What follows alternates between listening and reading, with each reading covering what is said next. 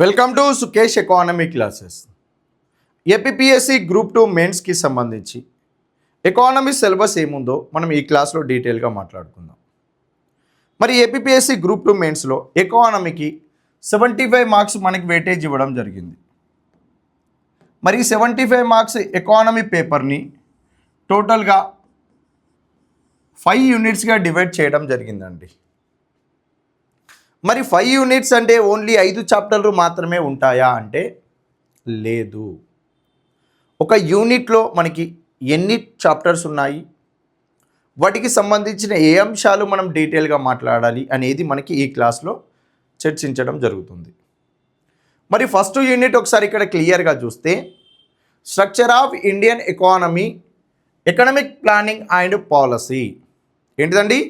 Structure of Indian economy, economic planning and policy. ఎన్ని chapters ఇక్కడ క్లియర్గా మెన్షన్ చేశాడు అంటే, ఒకటి నేషనల్ ఇన్కమ్కి సంబంధించిన అంశాలండి. ఏంటిది? నేషనల్ ఇన్కమ్కి సంబంధించిన అంశాలు. నెక్స్ట్ ప్లానింగ్స్కి సంబంధించిన అంశాలు ఇచ్చాడు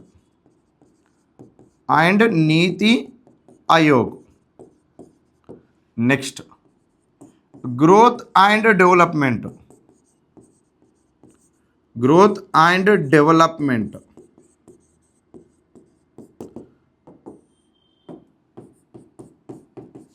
economic reforms 1991. Next fifth decentralisation of financial resources, finance commission, దీనికి సంబంధించిన డ్యూటీస్ క్లియర్గా మనం చూడాల్సిన అంశాలు. మరి ఇక్కడ మనకి నేషనల్ ఇన్కమ్కి సంబంధించిన టాపిక్ అనేది మొత్తంగా చదువుకోవాలి అండి.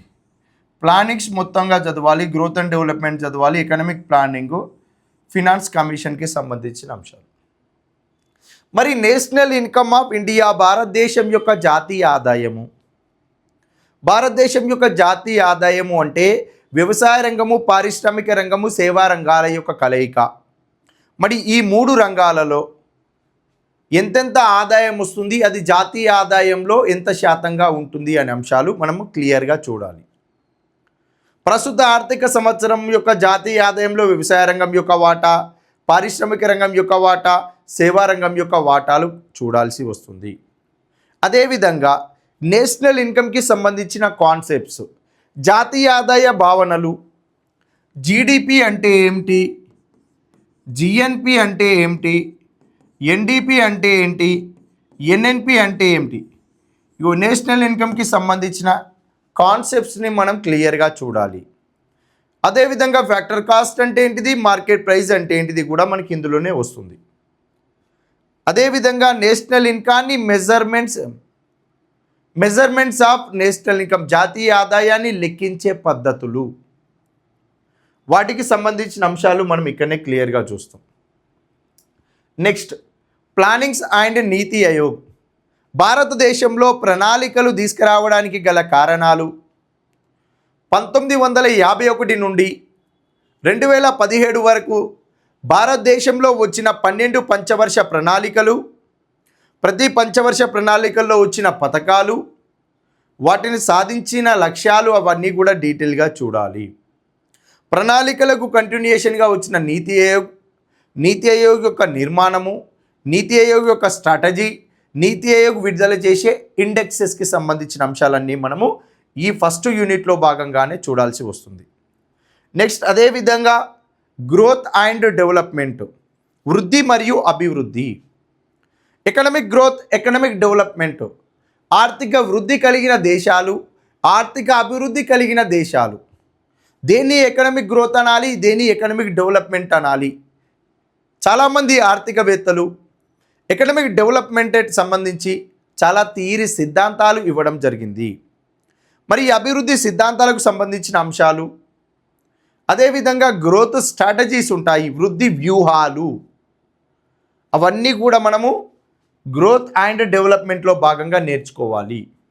క్లాసెస్ అన్నీ కూడా చాలా ఇంటరాక్షన్. నెక్స్ట్ ఎకనామిక్ రిఫార్మ్స్ 1991, 1990 నాటికి భారత ఆర్థిక వ్యవస్థ సంక్షోభంలో చిక్కుకుపోవడం వలన భారతదేశంలో ఉన్న పారిశ్రామిక విధాన తీర్మానాలు, ప్రభుత్వ రంగ ఆధ్వర్యంలోనే పరిశ్రమలు ఎక్కువగా ఉండడము, ప్రైవేట్ రంగం వారిపైన నియంత్రణ ఉండడము, వీటన్నిటి స్థానంలో కొత్త మార్పులను తీసుకురావాలనే ఉద్దేశంతో ఇంటర్నేషనల్ మానిటరీ ఫండ్ వారి యొక్క సూచన మేరకు భారతదేశంలో తీసుకొచ్చిన ఆర్థిక సంస్కరణలు, అందులో ప్రధానంగా 1991 పారిశ్రామిక విధాన తీర్మానంలోని అంశాలు అన్నీ కూడా ఇక్కడ చదువుకోవాలి. Next, finance commission, decentralisation of financial resources. కేంద్ర ప్రభుత్వం పన్నుల ద్వారా ఎక్కువ ఆదాయాన్ని తీసుకోవడం జరుగుతుంది. మరి పన్నుల ద్వారా కేంద్ర ప్రభుత్వానికి వచ్చిన ఆదాయము క్రింది స్థాయి వరకు కూడా అన్ని రకాల పనులు జరగాలి అంటే రాష్ట్ర ప్రభుత్వాలకి కూడా కేంద్ర పన్నుల్లో వాటాలను నిర్ధారించాలి. మరి ఈ కేంద్ర పన్నుల్లో రాష్ట్రాలకు వాటాలను నిర్ధారించేటప్పుడు ఫినాన్స్ కమిషన్ ఆర్థిక సంఘం ద్వారా మనకి కేంద్ర పన్నుల్లో రాష్ట్రాలకు వాటాలు ఇవ్వడం జరుగుతుంది. మరి ఈ రాష్ట్రాలకు వాటాల పంపకాలు ఎలా జరుగుతాయి, అదేవిధంగా రాష్ట్ర ప్రభుత్వాలకు కేంద్ర ప్రభుత్వం ఇచ్చే గ్రాంట్లకు సంబంధించిన అంశాలు కూడా ఇక్కడ మనము ఈ అంశంలో డీటెయిల్గా మాట్లాడుకోవాలి. అంటే నీకు ఇక్కడ ఇచ్చిన ఫస్ట్ యూనిట్లో మొత్తంగా ఎన్ని టాపిక్స్ ఉన్నాయండి? 4 మెయిన్ టాపిక్స్ ఉన్నాయి, ఒకటి చిన్న సబ్ టాపిక్ లాంటి అంశం ఉంది. వీటన్నిటి గురించి కూడా డీటెయిల్గా చదువుకోవాల్సిందే. Next second unit money, banking, public finance and foreign trade అండి. ఏంటిది? Money, banking, public finance, money supply, inflation, ద్రవ్యోల్బణము, పబ్లిక్ ఫినాన్స్, అదేవిధంగా ఫారెన్ ట్రేడ్, విదేశీ వ్యాపారం. వీటితో పాటు బ్యాంకింగ్కి సంబంధించిన టాపిక్ కంప్లీట్గా. ఈ అంశాలన్నీ కూడా మనం సెకండ్ యూనిట్లో చదవాలి అండి. ఇక్కడ మనీ అండ్ సప్లై, ఆర్థిక వ్యవస్థలో డబ్బు ఎలా చలామణి అవుతుంది, మరి దాన్ని కొలిచే పద్ధతులు ఏమి ఉన్నాయి అనే అంశాలు ఇక్కడ క్లియర్గా చూడాలి. భారతదేశంలో మనీ సప్లై పెరుగుతున్నప్పుడు ఆ సప్లైని తగ్గించడానికి, మనీ సప్లై తగ్గినప్పుడు మనీ సప్లైని పెంచడానికి రిజర్వ్ బ్యాంక్ ఆఫ్ ఇండియా తీసుకుంటున్న ద్రవ్య పరపతి విధానము, మానిటరీ పాలసీకి సంబంధించిన అంశాలు, అదేవిధంగా రిజర్వ్ బ్యాంక్ ఆఫ్ ఇండియాకి సంబంధించిన విధులు, వ్యవస్థలో ద్రవ్యోల్బణం లాంటి పరిస్థితులు ఏర్పడినప్పుడు ఎలాంటి చర్యలు తీసుకోవాలి, ధరలో పెరుగుదల లేకుండా, ధరల తగ్గుదల లేకుండా, ధరల స్థిరత్వాన్ని పాటించే విధంగా ఆర్బీఐ తీసుకుంటున్న క్రెడిట్ కంట్రోల్ ఇన్స్ట్రుమెంట్స్ ఏంటివి అనే అంశాలన్నీ కూడా మనం money supply and inflation topic దగ్గర మాట్లాడుకోవాలి. నెక్స్ట్, అదేవిధంగా పబ్లిక్ ఫినాన్స్, ప్రభుత్వానికి ఆదాయాలు ఎలా వస్తున్నాయి, ప్రభుత్వం ఖర్చులు ఎలా చేస్తుంది, పబ్లిక్ రెవెన్యూ, పబ్లిక్ ఎక్స్పెండిచర్కి సంబంధించిన అంశాలు, అదేవిధంగా బడ్జెట్కి సంబంధించిన అంశాలు, బడ్జెట్లో భాగంగా డెఫిసిట్, లోట్లు, రెవెన్యూ డెఫిసిట్, ఫిజికల్ డెఫిసిట్, అదేవిధంగా effective revenue deficit, primary deficit, budget deficit అంశాలు, అదేవిధంగా fiscal responsibility budget management act 2003, విత్త బాధ్యత బడ్జెట్ నిర్వహణ చట్టానికి సంబంధించిన అంశాలన్నీ కూడా పబ్లిక్ ఫినాన్స్లో డీటెయిల్గా మాట్లాడుకోవాలి. నెక్స్ట్, ఫారెన్ ట్రేడ్, విదేశీ వ్యాపారానికి సంబంధించిన అంశాలు, విదేశీ వ్యాపారంలో భాగంగా బ్యాలెన్స్ ఆఫ్ పేమెంట్స్, విదేశీ వ్యాపార చెల్లింపుల శేషం, అందులో బ్యాలెన్స్ ఆఫ్ ట్రేడ్ వాటికి సంబంధించిన అంశాలు, ఫారెన్ డైరెక్ట్ ఇన్వెస్ట్మెంట్స్, విదేశీ పెట్టుబడులు 2 రకాలు ఉంటాయి. అందులో ఫారెన్ ఇన్స్టిట్యూషనల్ ఇన్వెస్ట్మెంట్స్, విదేశీ సంస్థాగత పెట్టుబడులు, అదేవిధంగా ఫారెన్ డైరెక్ట్ ఇన్వెస్ట్మెంట్, విదేశీ ప్రత్యక్ష పెట్టుబడులు. ప్రతి ఒక్కటి కూడా మనం ఇక్కడ డీటెయిల్గా చూసుకుంటూ రావాలి అండి. ఓకేనా? రైట్. బ్యాంకింగ్ టాపిక్ సపరేట్ చూడాలి. బ్యాంకులకు సంబంధించిన స్ట్రక్చర్ ఎలా ఉంది, భారతదేశంలోని బ్యాంకింగ్ వ్యవస్థ, బ్యాంకుల నిర్మాణము, వాటికి సంబంధించిన విధులు ఏంటివి, వీటన్నిటిని కూడా నియంత్రణ చేయడానికి సెంట్రల్ బ్యాంకుకి ఏం అథారిటీస్ ఉన్నాయి అనే అంశాలన్నీ కూడా మనం ఇక్కడ డీటెయిల్గా మాట్లాడుకోవాలి.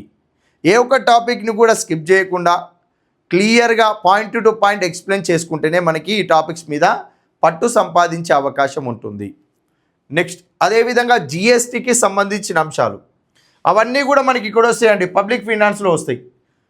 కేంద్ర ప్రభుత్వ పన్నులు ఏంటివి, రాష్ట్ర ప్రభుత్వానికి సంబంధించిన పన్నులు ఏంటివి, వ్యాట్, తర్వాత జిఎస్టీకి సంబంధించిన స్లాబ్స్, రీసెంట్గా వచ్చిన ఇన్కమ్ ట్యాక్స్ యాక్ట్ 2025కి సంబంధించిన అంశాలన్నీ కూడా ఇక్కడ మనం మాట్లాడుకుంటాం. Industrial and development in India, భారతదేశంలోని పారిశ్రామిక రంగంలో ఏమైనా అవకతవకలు ఉన్నాయా, వాటికి సంబంధించిన అంశాలు.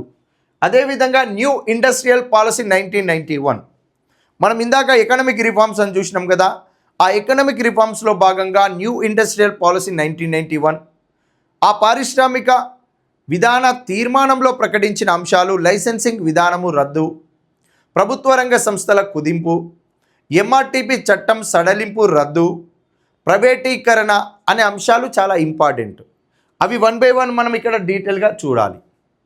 డిస్ఇన్వెస్ట్మెంట్, పెట్టుబడుల ఉపసంహరణ, ప్రైవేటీకరణకు సంబంధించిన అంశాల్లో డిస్ఇన్వెస్ట్మెంట్ అనేది కీలక పాత్ర వహిస్తుంది. ఈ డిస్ఇన్వెస్ట్మెంట్ దగ్గర మనము రంగరాజన్ కమిటీ, రామకృష్ణ కమిటీ, అరుణ్ శౌరి ఈ ముగ్గురు పాత్ర ఏందో చూడాలి. Next is of doing business, ప్రభుత్వ రంగానికి సంబంధించిన వ్యాపారం సులభంగా జరగాలి అంటే ప్రభుత్వం అనుసరించే విధానాలు ఎలా ఉంటాయి అనేది ఇక్కడ చూడాలి. Next industrial sickness, causes, consequences and remedial measures, నష్టాల బారిన ఉన్న ప్రభుత్వ రంగ సంస్థలకు ఆ నష్టాల్లో నుంచి వాటిని బయటికి తీసుకురావడానికి ప్రభుత్వం అనుసరించే వ్యూహాలు, వాటికి సంబంధించిన అంశాలు. Next services sector, growth and contribution of services sector in India, భారతదేశం యొక్క వృద్ధిలో అనగా నేషనల్ ఇన్కంలో సర్వీస్ సెక్టార్ యొక్క కాంట్రిబ్యూషన్ ఎలా ఉంటుంది. అదేవిధంగా ఇన్ఫర్మేషన్ టెక్నాలజీ, ఐటీ, కమ్యూనికేషన్ టెక్నాలజీలో సర్వీస్ సెక్టార్కి సంబంధించిన అంశాలు ఇక్కడ మనం క్లియర్గా చూడాలి. ఇందులో ప్రధానంగా అగ్రికల్చర్, ఇండస్ట్రీస్ అనేది మేజర్గా చదవాల్సిన అంశాలు. వీటికి సంబంధించిన అంశాల గురించి మనం మాట్లాడుకుంటాం. Next structure of Andhra Pradesh economy and public finance అండి. మరి structure and growth of AP ఎకానమీలో గ్రాస్ స్టేట్ డొమెస్టిక్ ప్రోడక్ట్ జిఎస్డిపికి సంబంధించిన అంశాలు ఇచ్చిండు. ఆంధ్రప్రదేశ్ రాష్ట్రం యొక్క భౌగోళిక సరిహద్దు లోపల ఆంధ్రప్రదేశ్లోని ప్రజలు ప్రొడక్షన్ ఫ్యాక్టర్స్గా ఒక ఫినాన్షియల్ ఇయర్లో, ఒక ఆర్థిక సంవత్సర కాలంలో తయారు చేసిన అంతిమ వస్తు సేవల యొక్క మొత్తం ఉత్పత్తి. ఇగో ఈ జిఎస్డిపిలో ఆంధ్రప్రదేశ్లోని అగ్రికల్చర్ సెక్టార్ యొక్క వాటా కాంట్రిబ్యూషను, ఇండస్ట్రీ సెక్టార్ యొక్క కాంట్రిబ్యూషను, సర్వీస్ సెక్టార్కి సంబంధించిన కాంట్రిబ్యూషన్ చూడాలి. ఓకేనా, రైట్. అదేవిధంగా ఆంధ్రప్రదేశ్ స్టేట్ యొక్క పర్ క్యాపిటా ఇన్కమ్కి సంబంధించిన అంశాలు. మరి ఇక్కడ జిఎస్డిపికి సంబంధించిన క్వశ్చన్స్ కానీ, పర్ క్యాపిటా ఇన్కమ్కి సంబంధించిన క్వశ్చన్స్ కానీ ఎలా అడుగుతారు అంటే 2014-15 ఆంధ్రప్రదేశ్ తెలంగాణ స్టేట్ డివైడ్ అయిపోయిన తర్వాత 14-15 నుంచి ప్రజెంట్ వరకు కూడా ఆంధ్రప్రదేశ్కి సంబంధించిన GSDP values, GSDP growth rates, per capita ఇన్కమ్కి సంబంధించిన వాల్యూసు, పర్ క్యాపిటా ఇన్కమ్కి సంబంధించిన గ్రోత్, అవన్నీ కూడా ఇక్కడ డీటెయిల్గా మనము మాట్లాడుకోవాలి. మరి ఈ అంశాలు అనేది ప్రస్తుత ఆర్థిక సర్వేకి బేస్ చేసుకొని చదవాలి అండి. మరి AP socio economic outlook release అయిందా అంటే మనకి వచ్చే వారంలో ఆంధ్రప్రదేశ్ సామాజిక ఆర్థిక ముఖచిత్రం 2026 విడుదల కానుంది. ఆంధ్రప్రదేశ్ సామాజిక ఆర్థిక ముఖచిత్రం విడుదలైన వెంటనే వీటికి సంబంధించిన క్లాసెస్ అనేది మనకి స్టార్ట్ అవుతాయి. ఓకేనా, నెక్స్ట్ అదేవిధంగా ఏపీ స్టేట్కి సంబంధించిన ట్యాక్స్ రెవెన్యూ ఏంది, నాన్ ట్యాక్స్ రెవెన్యూ ఉంది. ఆంధ్రప్రదేశ్ రాష్ట్రానికి సమకూరే ఆదాయంలో పబ్లిక్ రెవెన్యూలో ట్యాక్స్ల ద్వారా ఎంత వస్తుంది, నాన్ ట్యాక్స్ రెవెన్యూ ఏ విధంగా వస్తుంది. అదేవిధంగా ఆంధ్రప్రదేశ్ స్టేట్ యొక్క రెవెన్యూ ఎక్స్పెండిచర్ ఎంత, క్యాపిటల్ ఎక్స్పెండిచర్ ఎంత, రెవెన్యూ వ్యయం ఎంత, మూలధన వ్యయం ఎంత. రెవెన్యూ వ్యయం అంటే ప్రభుత్వం ఒకసారి ఖర్చు చేస్తే తిరిగి ప్రభుత్వానికి ₹1 ఆదాయము రాదు. క్యాపిటల్ ఎక్స్పెండిచర్ మూలధన వ్యయం, ప్రభుత్వం ఒకసారి ఖర్చు చేస్తే తిరిగి ప్రభుత్వానికి అసెట్స్ని క్రియేట్ చేస్తుంది, అది క్యాపిటల్ ఎక్స్పెండిచర్లో భాగంగా ఉంటుంది. ఇలా మనకి ఏపీ స్టేట్ రెవెన్యూకు సంబంధించిన అంశాలు, అదేవిధంగా ఆంధ్రప్రదేశ్ రాష్ట్రానికి సంబంధించిన రుణాలు, ఆ రుణాలకు సంబంధించిన ఇంట్రెస్ట్ పేమెంట్స్, వడ్డీ చెల్లింపులు ఎలా చేయాలి, ఎన్ని రుణాలు ఉన్నాయి, ప్రతి సంవత్సరం ఎంత వడ్డీ చెల్లింపులు చేస్తున్నాము అనే అంశాలు ఇక్కడ చూడాలి. సెంట్రల్ అసిస్టెన్స్, కేంద్ర ప్రభుత్వము ఆంధ్రప్రదేశ్ రాష్ట్రానికి చేస్తున్న ఆర్థిక సహాయము, అదేవిధంగా మనము విదేశాల నుంచి అనగా అంతర్జాతీయ సంస్థల నుంచి, ప్రపంచ బ్యాంకు నుంచి ఆంధ్రప్రదేశ్ ఏదైనా డెవలప్మెంట్ కోసం తీసుకుంటున్న రుణాలకు సంబంధించిన అంశాలన్నీ ఇక్కడ projects of external assistance, Amaravati అనే క్యాపిటల్ కోసము, అక్కడ ఏర్పాటు చేస్తున్న ప్రాజెక్టుల కోసము మనము ప్రపంచ బ్యాంకు నుంచి ఏమైనా ఆర్థిక సహాయం తీసుకుంటున్నామా ఇక్కడ ఉంటుంది. రీసెంట్ ఏపీ బడ్జెట్, ప్రస్తుతము 2026-27 ఆర్థిక సంవత్సరానికి సంబంధించిన ఆంధ్రప్రదేశ్ బడ్జెట్ ఇందులో క్లియర్గా చూడాలి. ఈ యూనిట్ కవర్ అవ్వాలి అంటే ఆంధ్రప్రదేశ్ సామాజిక ఆర్థిక ముఖ చిత్రం, రీసెంట్గా ఏపీ బడ్జెట్, ఈ రెండు అర్థం కావాలి అంటే ఇందులో కొన్ని టర్మినాలజీ తెలియాల్సిందే. జిఎస్డిపి అంటే ఏంటిది, గ్రోత్ రేట్ అంటే ఏంటిది, కరెంట్ ప్రైజెస్ అంటే ఏంటిది, కాన్స్టాంట్ ప్రైజెస్ అంటే ఏంటిది, పర్ క్యాపిటల్ ఇన్కమ్ తలసరి ఆదాయము అంటే ఏంటిది, ఈ అంశాల మీద మనకి ఒక క్లారిటీ ఉండాలి. అదేవిధంగా పబ్లిక్ రెవెన్యూ అంటే ఏంటిది, ట్యాక్సెస్ పన్నులు, నాన్ ట్యాక్సెస్ పన్నేతర రాబడి, అదేవిధంగా రెవెన్యూ వ్యయము, క్యాపిటల్ ఎక్స్పెండిచర్ మూలధన వ్యయము, ఈ పదాల మీద మనకి పట్టు ఉంటే ఈ యూనిట్ అనేది చాలా ఈజీ అవుతుందండి. ఓకేనా, right. Next agriculture and allied sector, industrial sector and service sector of Andhra Pradesh.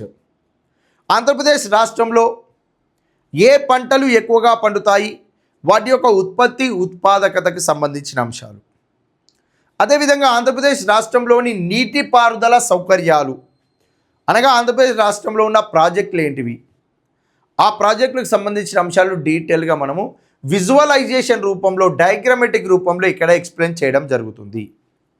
Next వ్యవసాయ రంగంలో మార్కెటింగ్ విధానం ఏ విధంగా ఉంది ఆంధ్రప్రదేశ్లో, ఆ మార్కెటింగ్ సిస్టానికి సంబంధించిన అంశాలు, అదేవిధంగా వ్యవసాయ రంగానికి సంబంధించిన పథకాలు, వ్యవసాయ అనుబంధ రంగమైన హార్టికల్చర్ ఉద్యానవన రంగంకి సంబంధించిన పథకాలు, అదేవిధంగా యానిమల్ హస్బెండరీ పశు సంపదకు సంబంధించిన ఏమైనా పథకాలు ఉన్నాయా. నెక్స్ట్ ఫిషరీస్ అండ్ ఫారెస్ట్, అంటే ఇక్కడ క్లియర్గా మెన్షన్ చేసిండండి అగ్రికల్చర్ అలైడ్ సెక్టార్స్లో క్రాప్స్, ఈ పంటలకు సంబంధించిన ఏమైనా స్కీమ్స్ ఉన్నాయా. నెక్స్ట్ హార్టికల్చర్కి సంబంధించిన స్కీమ్స్ అని మెన్షన్ చేసిండు. అదేవిధంగా యానిమల్ హస్బెండరీ పశు సంపదకి సంబంధించిన అంశాలు, ఈ పశు సంపదకి సంబంధించిన పథకాలు క్లియర్గా మెన్షన్ చేశాడు. నెక్స్ట్ అదేవిధంగా ఫిషరీస్ అండ్ ఫారెస్ట్ ఏంటండి, ఫిషరీస్ అండ్ ఫారెస్ట్, చేపల పెంపకం మరియు అడవులకు సంబంధించిన పథకాలు ఏమున్నాయి అనేది ఇక్కడ డీటెయిల్గా మెన్షన్ చేశాడండి. అదేవిధంగా ఆంధ్రప్రదేశ్ రాష్ట్రానికి సంబంధించిన పరిశ్రమల రంగంలో ఆంధ్రప్రదేశ్లో భాగంగా పారిశ్రామిక పాలసీస్, ఇండస్ట్రియల్ పాలసీస్ ఏమున్నాయి, వాటికి సంబంధించిన అంశాలు, ఏపీ ఇండస్ట్రియల్ డెవలప్మెంట్ ఏజెన్సీకి ఎలా ఏర్పాటు చేశారు, దానిలో భాగంగా వచ్చిన పాలసీస్, ఎంఎస్ఎంఈల డెవలప్మెంట్ కోసం మైక్రో స్మాల్ మీడియం ఎంటర్ప్రైజెస్కి సంబంధించి అంశాలు ఏమున్నాయి. మరి ఎంఎస్ఎంఈల డెఫినేషన్ అనేది లాస్ట్ ఇయర్ 2025-26 బడ్జెట్లో సెంట్రల్ గవర్నమెంట్ ఎంఎస్ఎంఈ డెఫినేషన్ ఇచ్చింది. మరి ఆంధ్రప్రదేశ్లో ఎంఎస్ఎంఈల కోసం ఏమైనా ఇన్సెంటివ్స్ ఉన్నాయా, ప్రభుత్వం ప్రత్యేకంగా తీసుకొచ్చిన ఇనిషియేటివ్స్ ఏమున్నాయి. నెక్స్ట్ ఇండస్ట్రియల్ కారిడార్స్ అంటే జాతీయ రహదారుల వెంబడి పరిశ్రమలను ఏర్పాటు చేసే ప్రక్రియ. మరి ఇండస్ట్రియల్ కారిడార్స్ ఏంటివి, వాటికి సంబంధించిన అంశాలు. Next growth of service sector, Andhra Pradesh state జిఎస్డిపిలో సర్వీస్ సెక్టార్ యొక్క కాంట్రిబ్యూషన్ ఎలా ఉంది, సేవా రంగం యొక్క వాటా ఏంటిది, ఆ సేవా రంగంలో భాగంగా ఉన్న అనుబంధ రంగాలకు సంబంధించిన అంశాలు, ఇన్ఫర్మేషన్ టెక్నాలజీ ఐటీ సర్వీసెస్ యొక్క వాటాలు ఎలా ఉన్నాయి. Next electronics and communications in Andhra Pradesh రాష్ట్రంలో సమాచార ప్రసార సేవలకు కమ్యూనికేషన్కి సంబంధించిన అంశాలు, అదేవిధంగా ఆంధ్రప్రదేశ్ ఐటీ పాలసీస్ ఏంటివి, అనే అంశాలన్నీ కూడా ఇక్కడ క్లియర్గా చూడాలి. ఏపీ ఎకానమీలో ఏపీ సోషియో ఎకనామిక్ అవుట్లుకే కీలక పాత్ర వహిస్తుంది. ఏంటిదండి? AP socio economic outlook, AP socio economic outlook 2026 అనేది మనకి కీ రోల్ ప్లే చేస్తుంది. ఇలా ఆంధ్రప్రదేశ్ ఎకానమీకి సంబంధించి ఏపీ సోషియో ఎకనామిక్ అవుట్లుక్ డీటెయిల్గా చూసి మళ్ళీ స్టాటిక్ పార్ట్ మొత్తం కవర్ చేస్తే ఏపీ ఎకానమీ కవర్ అవుతుంది. రీసెంట్గా మనకి ఏపీపీఎస్సీ వారు నిర్వహించిన గ్రూప్ 2 ఎకానమీ పేపర్ ఏదైతే ఉందో ఆ ఎకానమీ పేపర్లో ఉన్న 75 క్వశ్చన్స్కి సంబంధించిన క్లాస్ మనం రేపు అప్లోడ్ చేస్తాము.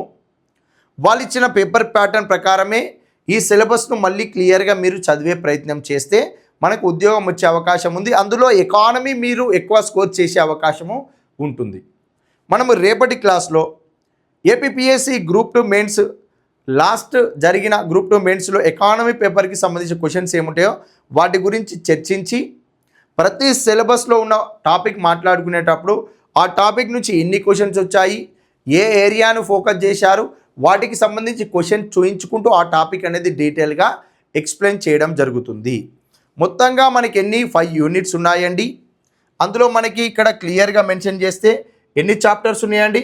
ఇక్కడ మనకి ఒక 4 మెయిన్ చాప్టర్స్ కవర్ అవుతున్నాయి, ఒకటి సబ్ టాపిక్ కవర్ అవుతుంది. సెకండ్ యూనిట్లో కూడా మనకి ఒక 4 చాప్టర్స్ మెయిన్ టాపిక్స్ కవర్ అవుతున్నాయి, అనగా మొత్తం 8 మెయిన్ టాపిక్స్ ఉన్నాయండి. నెక్స్ట్ ఇందులో మనకి 3 టాపిక్స్ ఉన్నాయి, అంటే 3 యూనిట్లు 11 చాప్టర్లు చదవాలండి. ఇండియాకి సంబంధించి 3 యూనిట్స్ 11 చాప్టర్స్ కంపల్సరీగా చూసుకోవాలి. ఓకేనా. నెక్స్ట్ ఆంధ్రప్రదేశ్కి సంబంధించి చూస్తే ఏపీ ఎకానమీ మనకి ఇక్కడ ఏమి ఇచ్చిండండి. ఇందులో జిఎస్డిపి వివరాలు, పర్ క్యాపిటల్ ఇన్కమ్ వివరాలు, అంటే మొత్తం ఓవరాల్గా ఇది మ్యాక్రో ఎకనామిక్ ట్రెండ్స్, స్థూల ఆర్థిక ధోరణులు, అదేవిధంగా public finance, Andhra Pradesh public finance. అంటే ఇందులో మనకి 2 యూనిట్స్ కవర్ అవుతాయి, అనగా 2 చాప్టర్లు కవర్ అవుతాయి ఈ 4th యూనిట్ నుండి. నెక్స్ట్ మరి 5thలో ఏంటండి 3 topics, agriculture, industries, service sector. అంటే ఓవరాల్గా ఆంధ్రప్రదేశ్ ఎకానమీ, ఇండియన్ ఎకానమీ మొత్తంగా మనకి కవర్ అవ్వాలి అంటే 5 యూనిట్స్ నుండి మనం నేర్చుకోవాల్సినవి ఎన్ని అంటే మొత్తంగా 16 చాప్టర్స్ నేర్చుకోవాలి అండి. ఏంటిది 16 చాప్టర్స్ నేర్చుకోవాలి. ఇవి 5 యూనిట్సే, పేరుకు 5 యూనిట్లు మాత్రమే, నేర్చుకోవాల్సినవి 16 చాప్టర్సు. ఇలా మీరు అన్ని చాప్టర్స్ని కవర్ చేస్తే అందులో 75కి మీరు మ్యాక్సిమంగా ఒక 60+ స్కోర్ చేసే అవకాశం ఉంటుంది. అందులో ఎక్కువ స్కోర్ చేసే అవకాశం ఉన్నవి ఏంటివి అంటే 4th యూనిట్ మరియు 5th యూనిట్. ఇది ఏపీ సోషియో ఎకనామిక్ అవుట్లుక్ని బేస్ చేసుకొని ఉంటుంది. ఆ సోషియో ఎకనామిక్ అవుట్లుక్ చదివే విధానము తెలిస్తే మీకు స్కోర్ ఎక్కువగా వచ్చే అవకాశం ఉంటుంది. అది లిమిటెడ్ అండి, ఎందుకనంటే అవుట్లుక్ని బేస్ చేసుకొని ఏపీ ఎకనామీ మొత్తం ఉంది. ఒక ప్రాజెక్టులో పంటల విధానము, క్రాపింగ్ ప్యాటర్ను అవన్నీ క్లియర్గా మీకు తెలిసిపోతే ఆంధ్రప్రదేశ్లో ఏ పంటలు పండుతున్నాయి, Andhra Pradesh marketing system, industrial policies, IT policies, ఇవి చూసుకున్న తర్వాత డేటాకి సంబంధించిన అంశాలన్నీ కూడా మీరు డీటెయిల్గా చూసుకునే ప్రయత్నం చేస్తే మీకు ఏపీ ఎకానమిక్ ఈజీగా కవర్ అవుతుంది. ఒక 30 మార్కులలో మీరు 25 చేయగలుగుతారు. రిమైనింగ్ ఇండియాకి సంబంధించిన 11 చాప్టర్స్ అనేది మీరు ప్రతిదీ కూడా చదివే ప్రయత్నం చేయాలి. అప్పుడు స్కోర్ మనకి ఎక్కువ వస్తుంది. ఎకానమీలో మీరు 60+ స్కోర్ చేస్తే జాబ్ వచ్చే అవకాశం కూడా ఉంటుంది. కాబట్టి సిలబస్ కాపీ దగ్గర పెట్టుకొని సిలబస్ కాపీ మీ దగ్గర ఉంచుకొని ప్రతి అంశం కవర్ అవుతుందా లేదా చూసుకుంటూ చదివే ప్రయత్నం చేయండి. మీ అందరికీ ఆల్ ది బెస్ట్. రేపటి క్లాస్లో మనము ఏపీ మెయిన్స్లో భాగంగా ఇచ్చిన ఎకానమిక్ క్వశ్చన్ పేపర్లో ఉన్న క్వశ్చన్స్ని ఎక్స్ప్లెయిన్ చేయడం జరుగుతుంది. Thank you.